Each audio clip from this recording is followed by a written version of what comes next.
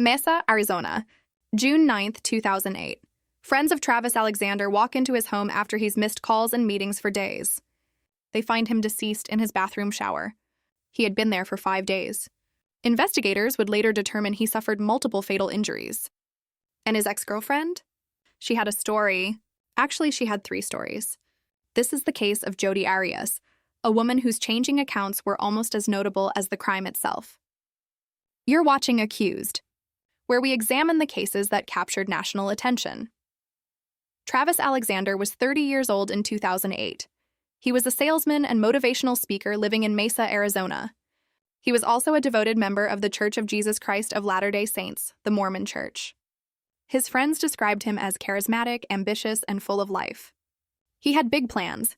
He was building his career, staying active in his faith, and looking for love. In September 2006, Travis attended a work conference in Las Vegas. That's where he met Jodi Arias. She was 26 years old, working as a photographer and aspiring saleswoman. Friends who were there said Travis was immediately attracted to her. Within weeks, Jodi converted to the Mormon faith. In November 2006, she was baptized into Travis's church. By February 2007, they were dating, but from the start, people around Travis had concerns. His friends noticed something off about Jodi. She seemed obsessed. She was constantly calling, texting, showing up unannounced. One friend later said that Travis would tell them Jodi was following him. She would show up on dates with other women. Someone slashed his tires twice. Travis told friends he suspected it was Jodi, but the relationship continued. They broke up officially in June 2007, but they kept seeing each other. They maintained a physical relationship even though Travis made it clear to his friends that Jodi wasn't marriage material. He even told one friend directly that he didn't see her as wife material. After the breakup, Jodi moved from California to Mesa to be closer to Travis. She waited tables and even cleaned his house for extra money. But in the spring of 2008, she moved back to California to live with her grandparents in Eureka. Travis started dating other women more seriously, and Jodi's behavior became more concerning. In April 2008, Travis made plans for a trip to Cancun, Mexico in June. He had originally planned to take Jodi, but he changed his mind. Instead, he invited another woman named Mimi Hall. Jodi found out. Then on May 28, 2008, something significant happened. A gun was reported stolen from Jodi's grandparents' home in California. It was a .25 caliber handgun. It was never recovered. Prosecutors would later argue they believed Jodi staged the robbery herself to obtain the weapon. 1 week later, Travis Alexander would be dead, June 4, 2008. Jodi told people she was on a road trip to Utah to visit a man named Ryan Burns, someone she was interested in dating. But she made a detour. She rented a car from Budget in Redding, California on June 2nd. Then she drove to Mesa, Arizona. Later, investigators would find that Jodi had rented a car that was different from her usual preference. She asked for a car that wasn't red because, she said, red cars get pulled over more. She also turned off her cell phone for most of the drive. At Travis's house, something happened that afternoon. We know this because of photographs. Investigators later found Travis's digital camera in his washing machine. Jodi had tried to destroy it by running it through a wash cycle, but forensics experts were able to recover deleted photos from the memory card. The photos told a disturbing story. The images were time-stamped. At around 1:40 p.m. on June 4th, there were photos of Jodi and Travis together in intimate poses. They had been together physically. Later that afternoon, around 5:22 p.m., there were photos of Travis in the shower. He's posing for the camera, looking relaxed. Then at 5:29 p.m., there's a photo of Travis still in the shower, sitting down. He looks like he's posing. At 5:30 p.m., there's another photo. At 5:31 p.m., something goes horribly wrong. There's a photo of the ceiling, blurry, like the camera was dropped. Then at 5:32 p.m., there's a photo that would become key evidence. It shows Travis on the bathroom floor with visible injuries. At 5:33 p.m., there's one more photo. It's another accidental shot, this time showing what appears to be Jodi's pant leg and evidence of the crime in progress. The entire attack happened in just a few minutes. Medical examiner Kevin Horn would later testify about the severity of Travis's injuries. He had defensive wounds on his hands, meaning he tried to fight back. The nature of the attack indicated it was particularly violent. After the incident, Jodi cleaned up. She put the camera in the washing machine, hoping to destroy the evidence. Then she left. She drove to Utah and arrived at Ryan Burns' house late that night. Ryan later said Jodi had cuts on her hands. When he asked about them, she had an explanation. She said she cut them at work. They spent time together that night and the next day. Ryan said Jodi seemed normal. She didn't seem upset or worried. Meanwhile, back in Mesa, Travis was deceased in his shower. His friends started getting worried when he didn't show up for a conference call on June 9th. They went to his house. What they found led them to immediately call police. When police arrived, they immediately started investigating. And one name kept coming up: Jodi Arias. Friends told police that Travis had an ex-girlfriend who was obsessed with him. Someone who had followed him. Someone who wouldn't let go. Police tracked down Jodi in California. On June 19th, they brought her in for questioning. This is where Jodi's changing accounts began. Story number 1, I wasn't there. Her first story was simple. She wasn't there. She told Detective Flores that she hadn't seen Travis in about 2 months. She said she was on her way to Utah on June 4th and never stopped in Arizona. When Detective Flores told her that Travis was dead, she seemed shocked. She cried. She asked questions. She seemed like a concerned ex-girlfriend. But investigators weren't buying it. The evidence was mounting. They found Jodi's hair at the crime scene. They found a palm print in blood. It was Jodi's palm print. They also noticed something unusual about the rental car Jodi had returned. The floor mats were missing, and the seats were stained. When they asked Jodi about the palm print, she modified her story slightly. She said maybe she left it there on a previous visit. But forensics showed the print was left in Travis's blood at the time of the incident. There was no way around it. Jodi had been there when Travis died.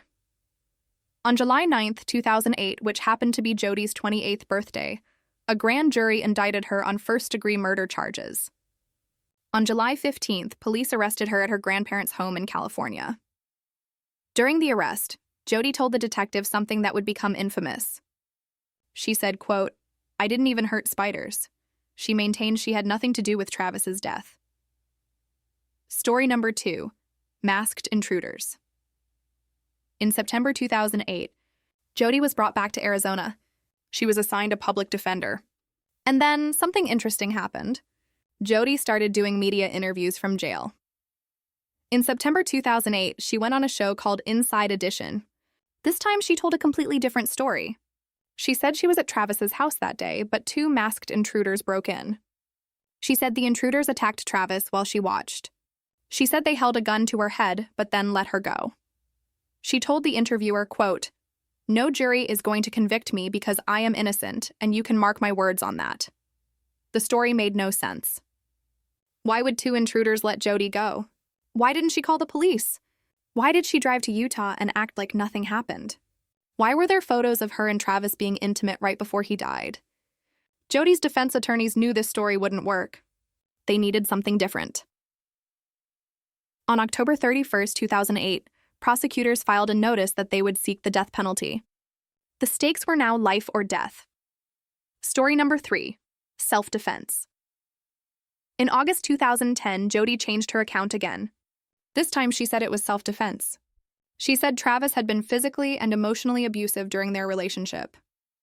She said that on June 4th they had been intimate and took photos, but then Travis attacked her. She said she had to defend herself to save her own life. The trial began on January 2nd, 2013. The courtroom was packed. The judge decided to allow cameras inside, which was unusual. The trial would be broadcast live, and millions of people across the country watched. It became a media sensation. The prosecutor was Juan Martinez, a tough, aggressive attorney known for his no-nonsense style. The defense team argued that Jodi had been a victim of domestic violence and that alleged abuse had pushed her to defend herself. The prosecution argued that Jodi was a jealous, obsessed woman who acted in rage when she realized he was moving on with his life. Over the next several months, the trial revealed extensive details about Jodi and Travis's relationship. There were explicit text messages. There were recordings of phone conversations. The jury heard about their relationship in significant detail. Jodi takes the stand on February 4th, 2013. Jodi took the witness stand. This was a huge moment. Most defense attorneys don't put their clients on the stand in murder trials because it's risky. But Jodi's attorneys felt they had no choice. If the jury was going to believe she acted in self-defense, they needed to hear from her. Jodi testified for 18 days. That's an incredibly long time for a defendant to be on the stand. She described her childhood, her past relationships, and her relationship with Travis. She said Travis was controlling and verbally abusive. She said he would put her down and call her names. She described the day of the incident in detail. She said they were taking photos in the shower when she accidentally dropped Travis's camera. She said he became enraged and attacked her. She said she ran to his closet, grabbed a gun he kept on a shelf, and fired it. But here's where her account became problematic. Jodi said she didn't remember much of what happened next. She said she remembered firing the gun, but then everything went blank. She said the next thing she clearly remembered was driving in the desert. If you're interested in this case and want more stories about significant criminal trials, hit that subscribe button right now. We're just getting to the most intense part. Prosecutor Juan Martinez was ready. His cross-examination of Jodi began on February 21st, and it was intense. Martinez had a reputation for being aggressive, and he didn't hold back. He confronted Jodi on every detail. He pointed out all the times she had changed her story. He reminded her that she first said she wasn't there, then said intruders attacked Travis, and now she was saying it was self-defense. He asked her how she could remember small details about the relationship but couldn't remember significant portions of the incident. Martinez used a rapid-fire style of questioning. He would ask a question, and if Jodi tried to give a long explanation, he would cut her off and demand a yes or no answer. At times, he raised his voice. Jodi tried to keep up, but she often came across as defensive. Some legal experts later said her demeanor on the stand may have hurt her case. She didn't seem remorseful. She seemed like she was trying to outsmart everyone. Martinez also challenged Jodi's claim that Travis was abusive. He pointed out that there was no evidence. No police reports. No medical records. No witnesses who saw Travis hurt Jodi. In fact, Jodi kept detailed journals during their relationship, and there was not a single mention of Travis being violent or abusive.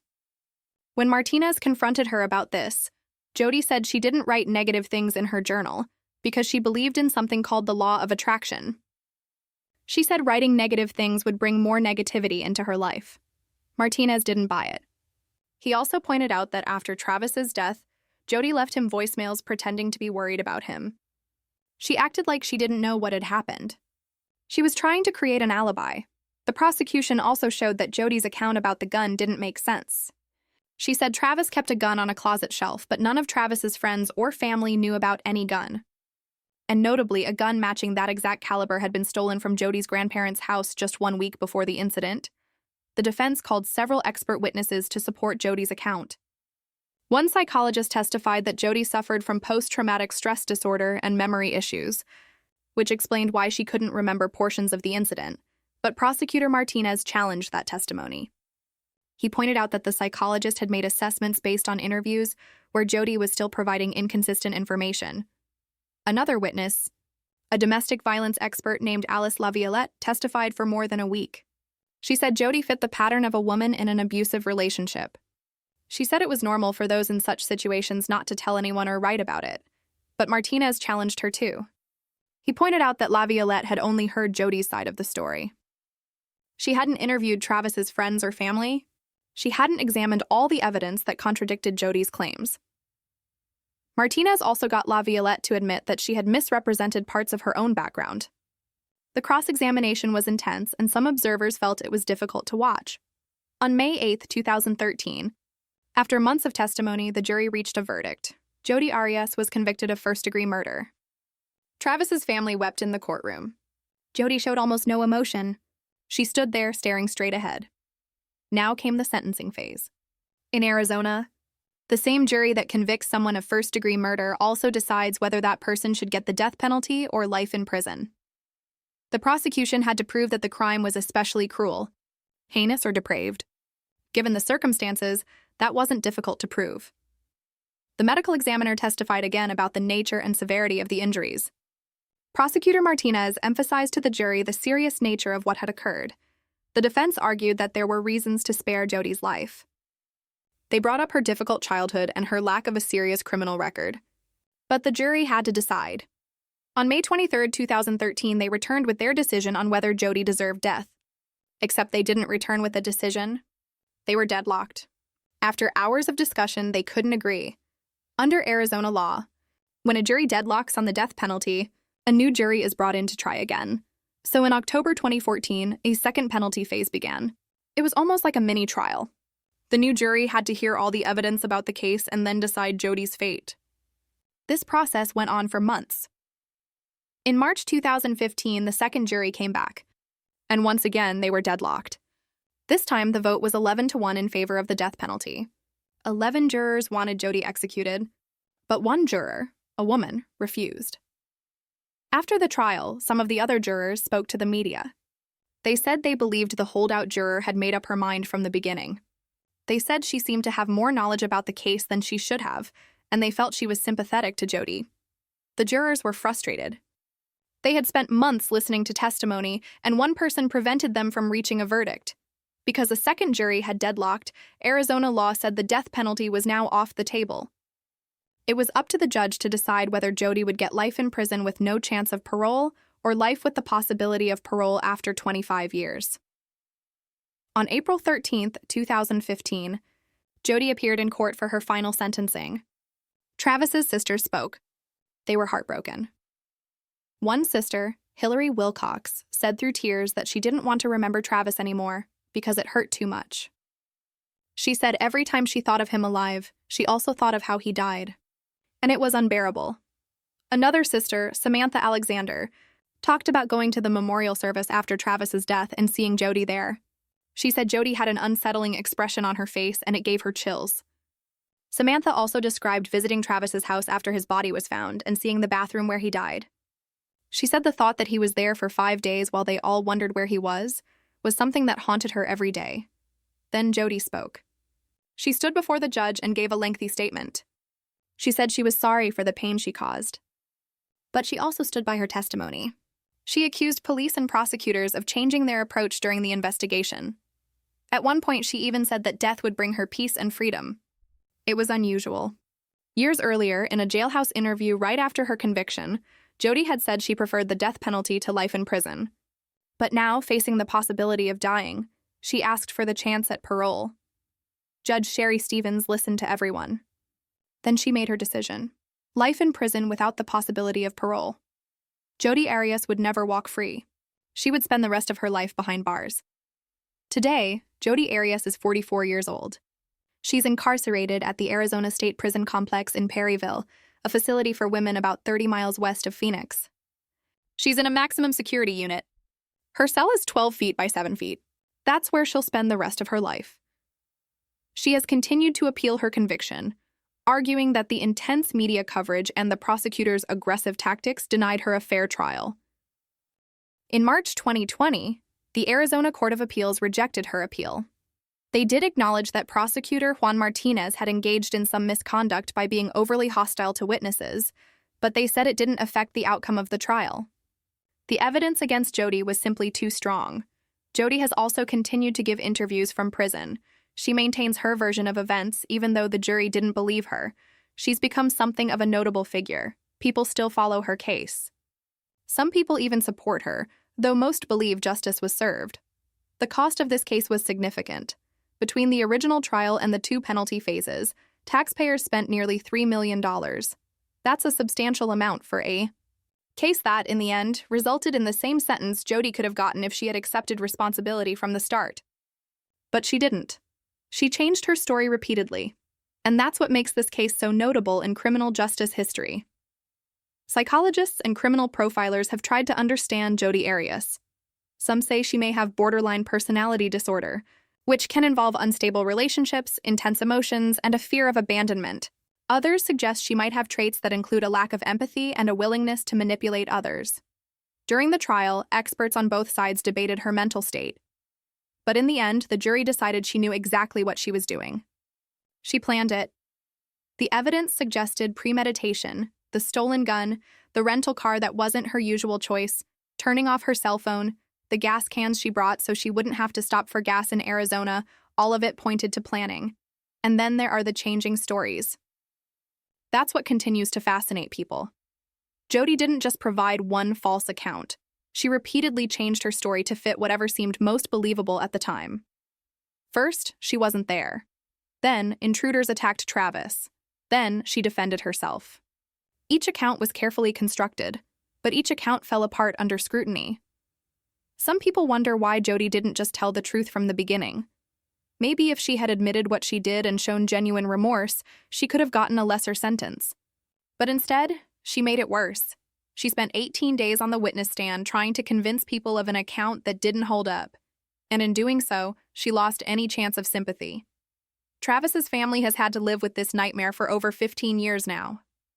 They've said that the hardest part isn't just that Travis was killed. It's that Jodi tried to damage his reputation. She made serious accusations in front of the world. She turned his private life into a public spectacle, and Travis isn't here to defend himself.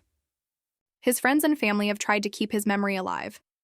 They talk about the man he was before he met Jodi.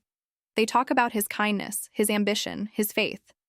They want people to remember Travis Alexander as more than just a victim in a high-profile trial. But it's difficult. When you search his name online, you mostly find stories about his death. That's part of the lasting impact. This case also became a cultural moment. It was one of the first trials to be live-streamed in its entirety. People watched every day like it was a television program. The cable news network HLN covered it extensively. Social media was full of people debating the case. It raised questions about how much access the media should have to trials. Some people argued that the constant coverage turned the trial into entertainment, which wasn't fair to Travis's family or to the jury. Others said transparency in the justice system is important, but everyone agreed on one thing. The trial was a spectacle. There were people who traveled from all over the country just to sit in the courtroom and watch. There were individuals who supported Jodi, sending her mail and buying her artwork that she drew in jail. It was unusual. The case also sparked conversations about domestic violence and how we discuss it. Jodi's defense team tried to argue that she was a woman in an abusive situation who finally fought back, but there was no corroborating evidence. And that frustrated genuine domestic violence advocates because it felt like Jodi was using a serious issue as a convenient explanation. The truth is, there are real victims of domestic violence who defend themselves against their abusers. Those cases are complicated and tragic. But Jodi's case wasn't one of them. The jury saw through her account. And that's important because if every claim was automatically believed without evidence, it would undermine real victims. Evidence matters. Witnesses matter. Patterns of behavior matter. And in Jodi's case, all the evidence pointed in a different direction. So what can we learn from the Jodi Arias case? There are warning signs in relationships that we should never ignore. Obsessive behavior, excessive jealousy, following, or surveillance refusal. To accept boundaries, Travis's friends saw these signs. They warned him. But Travis didn't fully recognize the danger, or maybe he thought he could handle it. By the time the situation escalated, it was too late. Jodi Arias didn't just take Travis Alexander's life. She attempted to damage his reputation too. She provided false information to police, to the media, and to a jury. She turned a murder trial into a media spectacle. And in the end, justice was served. But was it enough? For Travis's family, no sentence could ever be enough. Their brother, their son, their friend is gone. They've had to relive his death over and over through 2 trials and countless media reports. Jodi Arias will spend the rest of her life in a small cell in Arizona. She'll never experience freedom again. She'll never have the life she might have had. And Travis Alexander will never have the life he should have had. He was 30 years old. He had dreams. He wanted a family. He wanted to keep growing his career. All of that was taken from him on June 4th, 2008. That's the real tragedy here, not the changing stories. Not the media attention, not even the trial. It's that a man who had his whole life ahead of him was killed by someone who claimed to love him. That's what we should remember. What do you think about how this case was handled? Let us know your thoughts in the comments. And if you want more cases examining significant criminal trials, subscribe to Accused and hit that notification bell. We'll keep bringing you the stories that shaped our understanding of the justice system. Until next time, stay safe, stay aware, and remember that recognizing warning signs in relationships can make all the difference.